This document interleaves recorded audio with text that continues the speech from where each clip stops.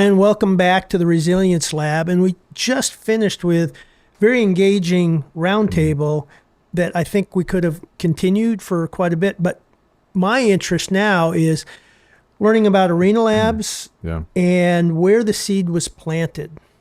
It ended up being the intersection of much of what I'd experienced in my time in the military, coming out of also my childhood, where, you know, for a long time I thought I was going to go into healthcare. And the reason, again, was I grew up in that environment. My mom was a nurse. I just, as I was saying earlier, this recollection of our kitchen table, literally and figuratively, often being oriented around stories of her time at work and just seeing how much she loved what she did.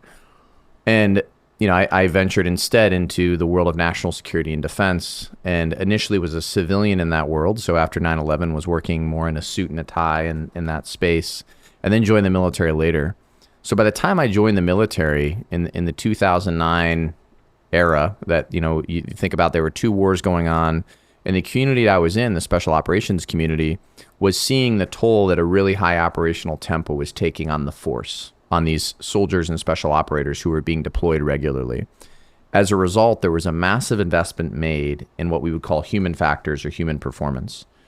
And so for me, at that time, I was the beneficiary of those investments, this real renaissance and understanding sleep and the impact of sleep on performance, understanding how to think about visualization and tools for resilience or for performance. And so it was that deeply impacted me at that stage of my life, because even then I thought I had understood a lot of these things and was taken a lot deeper. So when I left the military and on my way out, I was fortunate in the military to begin collaborating at the Cleveland Clinic with the heart surgeon. And it was there that I saw the deficiencies of how healthcare is very good at focusing in fine-tuned detail on the patient, but they don't focus on the clinician, the person, the nurse or the surgeon providing care. And so that for me was this opportunity to take this experience I'd had in special operations in the military that had changed my life and think about how one might bring that into the world of modern healthcare. And that was really the birth of Arena Labs. So if we use the word collateral damage, what were you seeing in the military? And then what was the parallel in healthcare?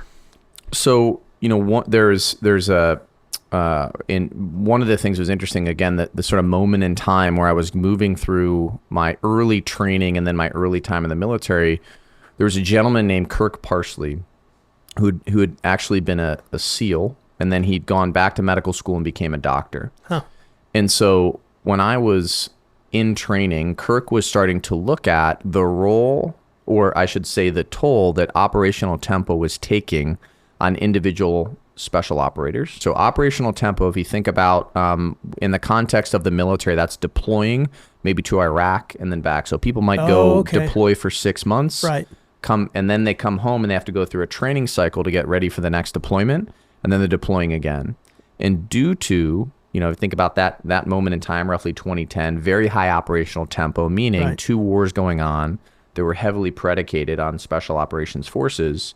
That meant that people were that cycle was hastened or fastened, moved quicker. And so when you think, you know, operational tempo in hospitals as an example, COVID has increased the operational tempo for a whole bunch of obvious reasons. And so that increased operational tempo at the time of people who are going in and out of combat was taking a real impact on the individual physiology of people in special operations. And so Dr. Parsley was studying this. He was looking at blood biomarkers. He was looking at sleep architecture and just basic measures of psychological well-being and health. And what he found 10 years later was published. It's known as operator syndrome. And so operator syndrome says someone who's under chronic allostatic load, so they're under a chronic state of heightened stress that usually is activating their sympathetic nervous system. If they don't have the right tools at their disposal, over time that takes a toll, physiologically. So that might mean that you see elevated heart rate. From an endocrine perspective, you see testosterone levels decrease in men. So are those some of the biomarkers that you're talking about? Exactly. And so these are things that you can find in blood work. So Dr. Parsley is looking at this in special operators. And so where that starts to become relevant is that he publishes that paper and it becomes this amazing framework. When you look at what healthcare is experiencing right now in burnout, what you see in physicians and nurses is a very similar profile. Now, when you talk about sleep architecture, what is sleep architecture? So, roughly speaking, most of us don't understand our own sleeping patterns. And I think what came up in the roundtable is, in fact, most people who are in disciplines that are meant to be high performing, Right. being underslept is actually seen as a badge of honor and often something that people incentivize. And you see this in the classic investment banking, consulting, you see it in healthcare. And for a long time, it was in the military very prevalent. But what we've learned is that, the single greatest performance enhancing drug is sleep. The basis of cognitive function, decision-making, well-being comes with our sleep. And so sleep scientists who study sleep architecture will understand, based on when you go to bed, what should a night's rest look like? When are you going into rapid eye movement sleep and slow wave or deep sleep? And when those are dysfunctional, when we're not getting enough sleep, we start to see, or the science, I should say, sees things known as fragmented sleep. So people aren't getting into those stages, or those stages are backwards. And so people under chronic stress, this actually becomes a really important thing to disentangle. And so Dr. Parsley, who I mentioned when I was in special operations, one of the big investments being made was in understanding good sleep hygiene, which is to say, how do I make my room cold, dark, and quiet? What's the proper temperature? How do I optimize my own rest and sleep? And that became the foundation for thinking about performance. And so that, amongst other tools, I started to see how it had a profound impact on the way people were thinking about taking care of themselves in the spirit of high performance. And that is very much, if we take that thinking, not just from the military, but also, it's the basis of great athletes and athletic endeavors, creative performers. If we can bring those tools and frameworks into medicine at Arena Labs, that's how we believe we start to get ahead of this burnout endemic that existed both before COVID, but has certainly been exacerbated since. So the combination of high stakes, high stress demands more recovery, but the ethic or the ethos is you don't recover because of, we talked about in the car, the caregiver's dilemma. If you come first, right? If the patient comes first, I come last. That seems like a recipe for disaster, but also something that would be pretty self-evident. So if that's a recipe for disaster, if it's so self-evident, why does healthcare not address it? Or why are there attempts to address it not working? So, for context for listeners, when we look at healthcare, and this came up in a roundtable, I'd say that all disciplines today, no matter where you work, people are experiencing relatively higher levels of stress. Some of that is social media, speed of change. The world is very dynamic.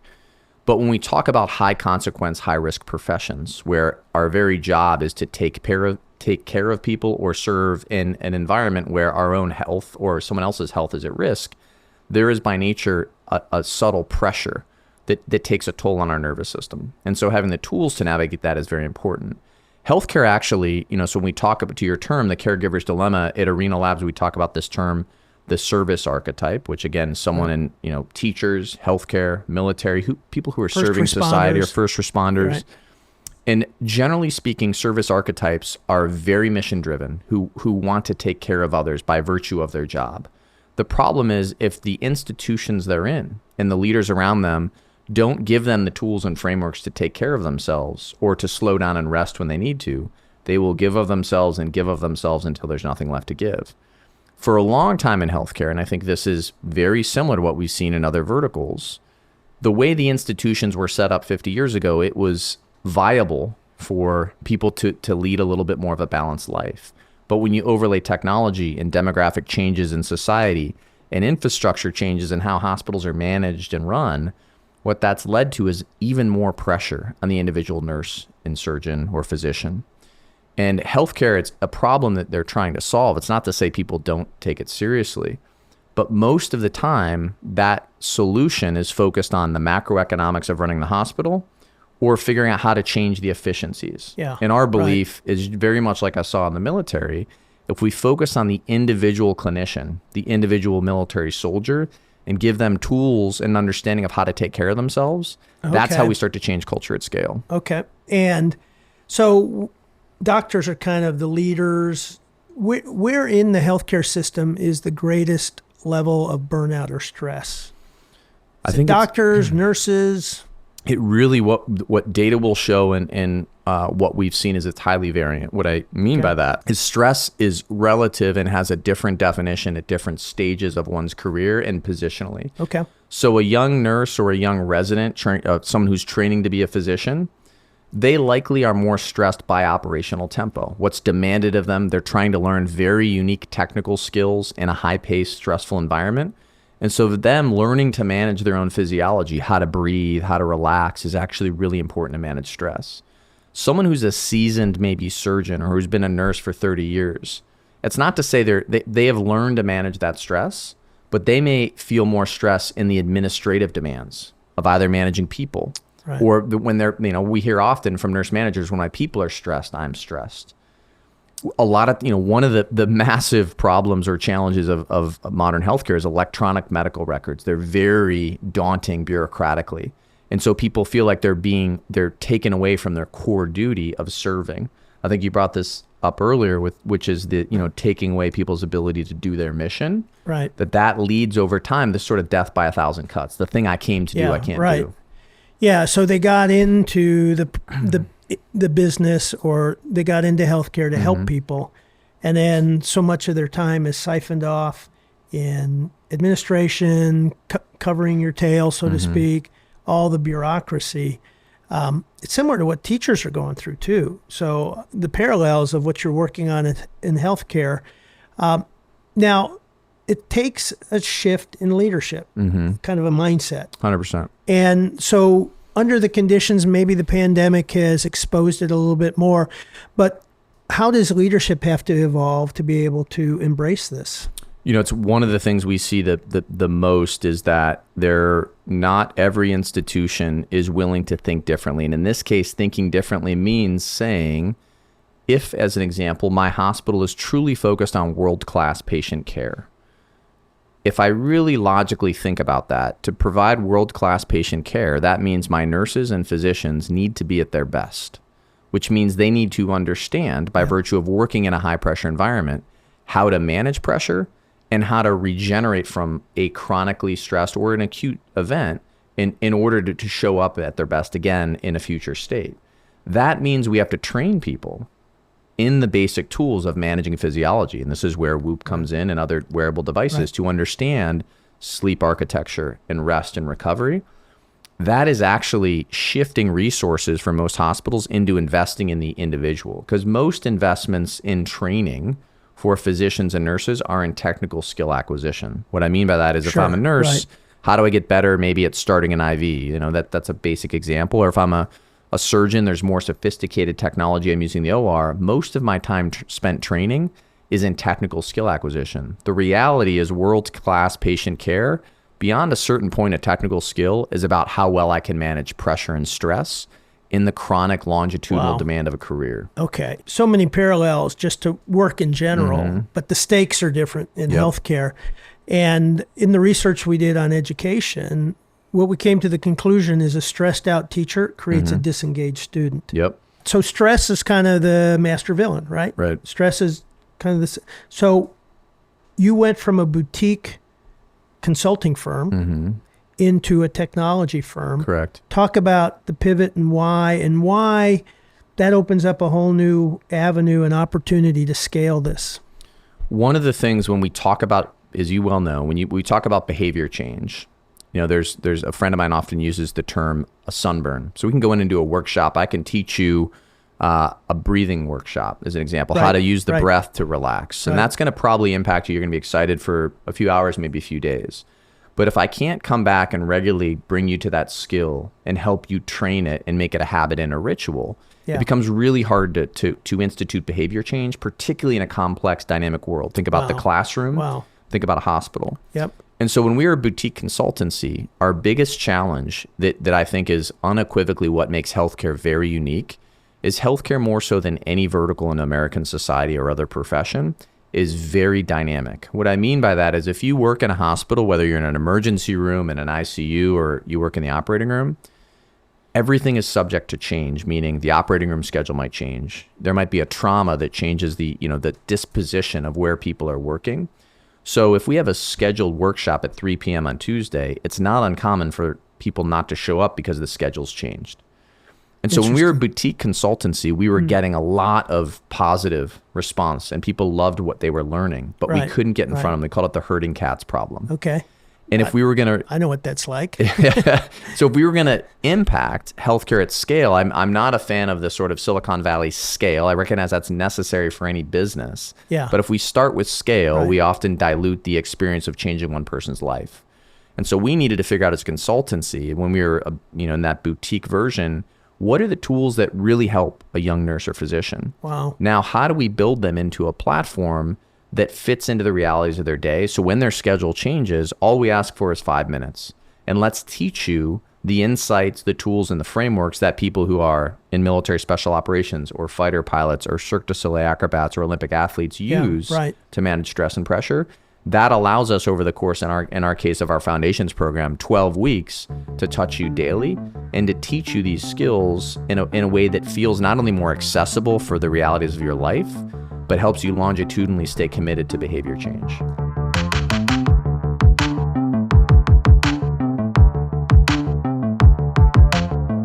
What I'd like to explore with what you're finding here is how do you develop that skill base, not just knowledge basis, but how do you take nurses or doctors through that self-regulation, knowing how to do that, self-aware, all those things that sound fluffy, but you've got data and you've got ways to measure and show people when they're kind of out of sync, so to speak.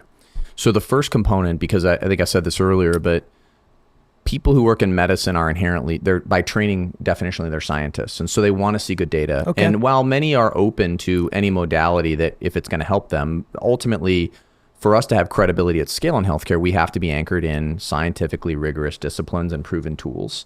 And so the first thing we did in building our foundations course, and the reason we've modeled it after a lot of what you see in these other high pressure disciplines in pro sport, creative arts, in the military, is that these tools have been proven in neuroscience and behavioral science. And so our 12-week program, we move through, as an example, the power of the breath and talk about, okay, what is actually happening to me physiologically when I'm breathing? Oh, wow. And what kind of data can we show? So it's not just a how-to, but it tells you why. Exactly. Yeah. And so what we've built into our platform, again, is in a perfect world, just like, when you're in the military, at some point, you are going to go through a course that is going to teach you these tools, and you are in what we call structured learning. Maybe you come to a classroom every day, you learn some science, then you go out and practice the thing. Similarly in sport, medicine doesn't have time for that. So we've got to be creative in how we're delivering that.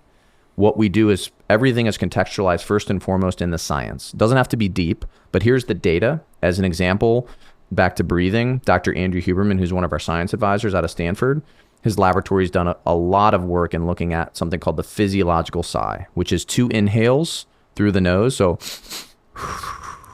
and doing that several times in a row, and in totality 5 minutes a day, shows, number one, an ability to activate the parasympathetic nervous system. So to that rest, that relaxation. How many times in a row do you have to repeat it? Well, so in totality 5 minutes a day. So if you do 5 of them at a time and do that 10 minutes a day. Yeah. And so what we're teaching is these very accessible tools, again, that are grounded in science. And now let's have you practice it. And so what we see is if we contextualize that for people who are in medicine, who are hungry to be a little bit better as a clinician, and we give them that tool in the right framework, that's something you can do behind a mask you're wearing on your face in the operating room to relax. There's a real hunger to it because again, people are often just treading water and they're looking for tools to help them. And by simply illuminating that these things not only exist, but are proven in other disciplines scientifically, it's refreshing and exciting for clinicians. So what I like is the data behind it. I mean, when you talk about, I want to learn breathing, and you go out to look at the sources, you've got Boteco breathing, you've got the box breathing, and all of those. I'd love to have some place that just doesn't tell me how, but tell me what it does. Exactly. Because I'm sure they all do some different things. They trigger different things because of their nature. And they probably trigger different responses in you and me. And so the entirety of our platform is to say, let's explore these tools. Yep. And the hope is always that when someone finishes a 12-week foundations course, if they walk away with 2 tools that they can use daily that start to change their life, that's really powerful. Yeah. And we complement that with a wearable sensor, in this case, often Whoop. And that Whoop is giving them data to show, can you improve, as an example? Oh, so you can track, is this actually making a difference? So let me ask, what is the ecosystem of your platform? I mean, you've created different touch points and experiences. Where did that design come from? What was the thinking in the design, and what are the elements of that ecosystem? So it's really bringing 3 different verticals into one platform. We call it healthcare's first performance coach. Okay. If you were a surgeon, ideally, you would have a coach every day that would show up, teach you a skill, help you practice it, and then measure if that skill's working or not. The reality of healthcare, again, it's so dynamic, that's very rarely feasible. So we bring to you a Netflix-style content experience, but these videos are all 3 to 5 minutes because the attention span and the realities of modern medicine, that's often what people have available. Right. And then we complement that with a daily routine that we're going to ask you to do. We call it a practice. So maybe it's your breathing practice for the day. Right. And then we ask you to check in every day. And so the check-in is very much like a coach saying, hey, Rex, how are you feeling today? How you mean stressed? Like a personal check-in? So you actually check in on the app. Okay. And it'll pop up, literally say, hey, Rex, today, how stressed are you? Yeah. Do you have the tools you need to cope? And how focused are you? And what we want to see over time is stress going down and tools going up, or both. Right. So one of the things is stress is a relative feeling. Right. And if I give you more tools, because people who've chosen to go into medicine, to be very clear, have chosen a hard path. They've chosen to do something hard, and they know it's going to be stressful. So we can't take stress out of the equation. What we can do is give you the tools to manage it better. Well, and we know there's performance stress or eustress, and then distress, and that's a lot of it's mindset. And like you said, they're going in knowing what they're signing up for. Well, sometimes not, but they know to some degree.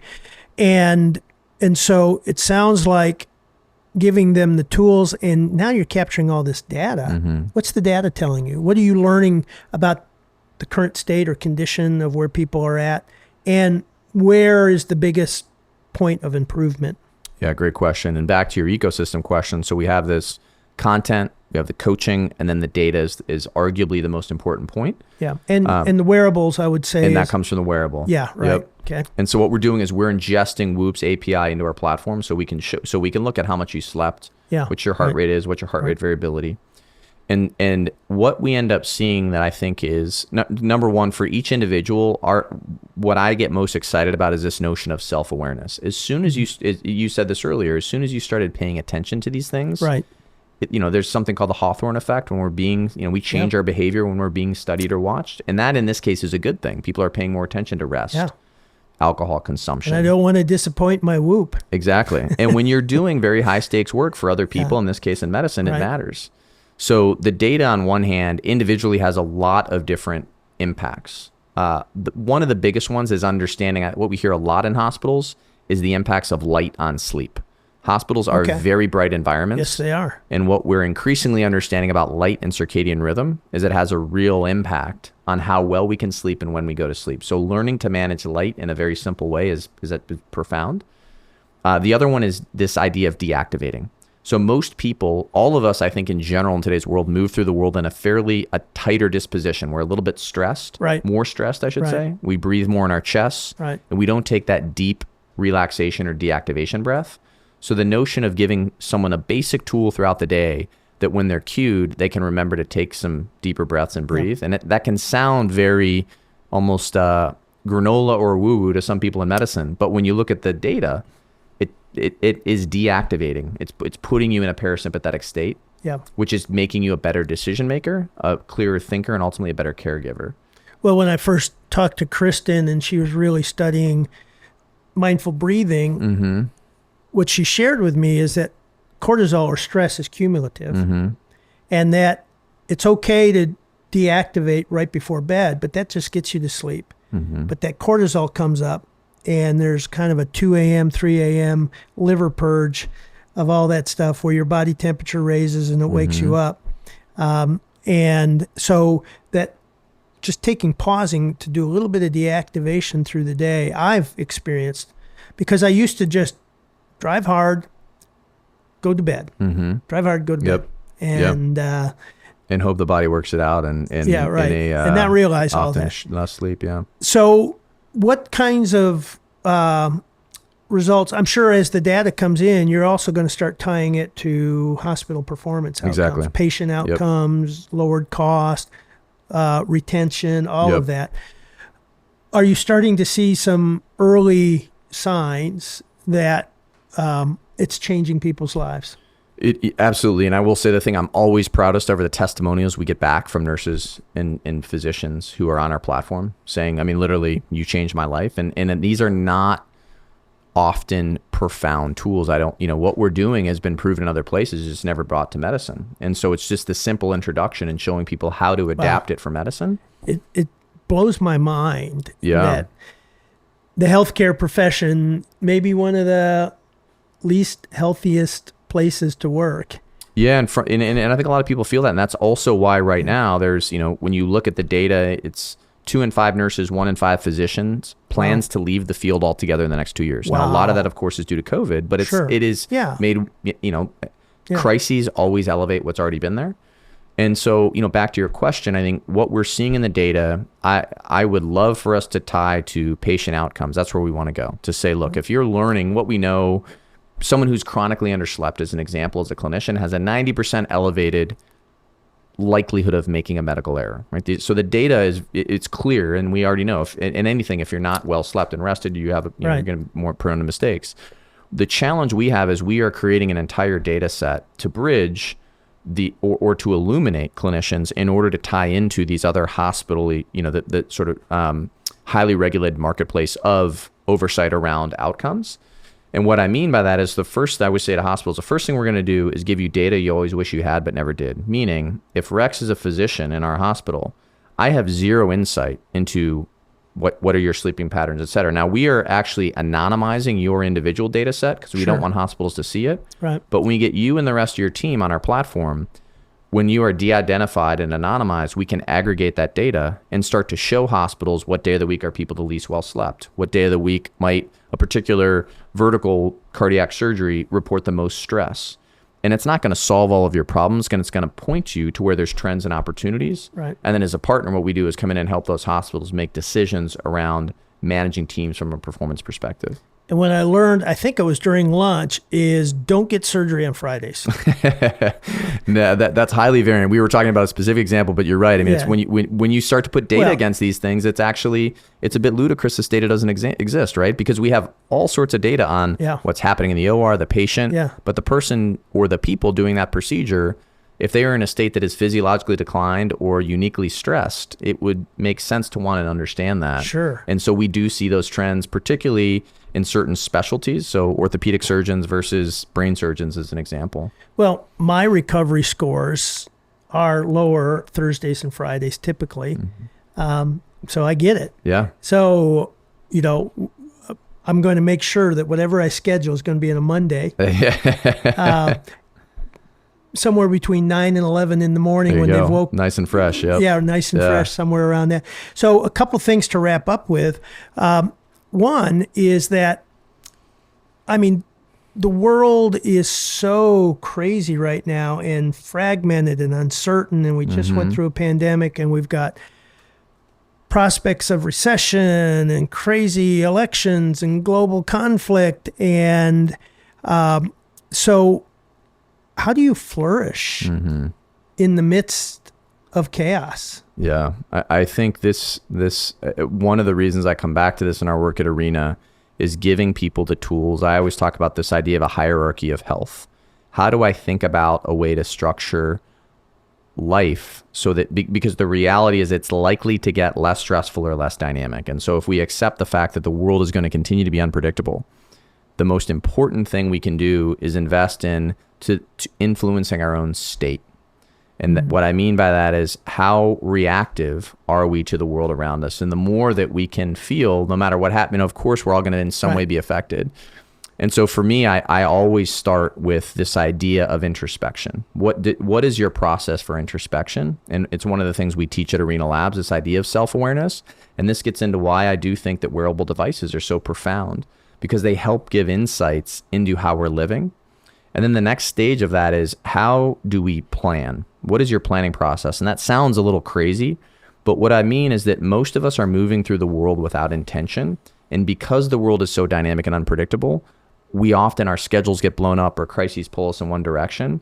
And so returning to predictability in our calendar is actually a really important meta skill that most of us get away from. Like, how do you plan your week? And the things that you say matter from a values perspective, are you protecting those ruthlessly? And I think that's a really important grounding element. And then we get into sleep and thinking about sleep. But in that hierarchy, a lot of people want to jump into nutrition. They get into more sophisticated elements that, unless we're thinking about how do we create in our own lifestyle things that allow us to be introspective, to do the things that from a values perspective are most important to us, spending time with our families, our friends, and then taking care of ourselves through the right level of rest, that's actually the most important strategy, where most of us are looking at trying to solve a problem that's always going to be changing. So one final question. We're always growing. We've never arrived. What's the next big boost, the growth area that you're going to be working on over the next year? I think it's actually, for me, learning to be more still. Or I should say, not learning, but being more still. I've spent a lot of time in the last 3 years, for a number of reasons, growing and learning and deliberately doing work to understand myself and to go deeper, to, in some cases, grieve. And so the culmination of that work is, for me right now, to be still and to allow those lessons to settle in and to be applied then in my own life. Well, and I'll end with a plug for Ryan Holiday's book, Stillness is the Key. Stillness is the key. That's well said. And, most of us can be a little more I'm still struggling with that myself too. So Brian, thank you so much for coming on the Resilience Lab. I'm looking forward to continue the relationship, the learning, partnership somewhere down the road where I can help you. And again, it's a pleasure to have you down at the ranch. Yeah, this is world class. Thank you very much, Rex. Okay, you bet. Appreciate it.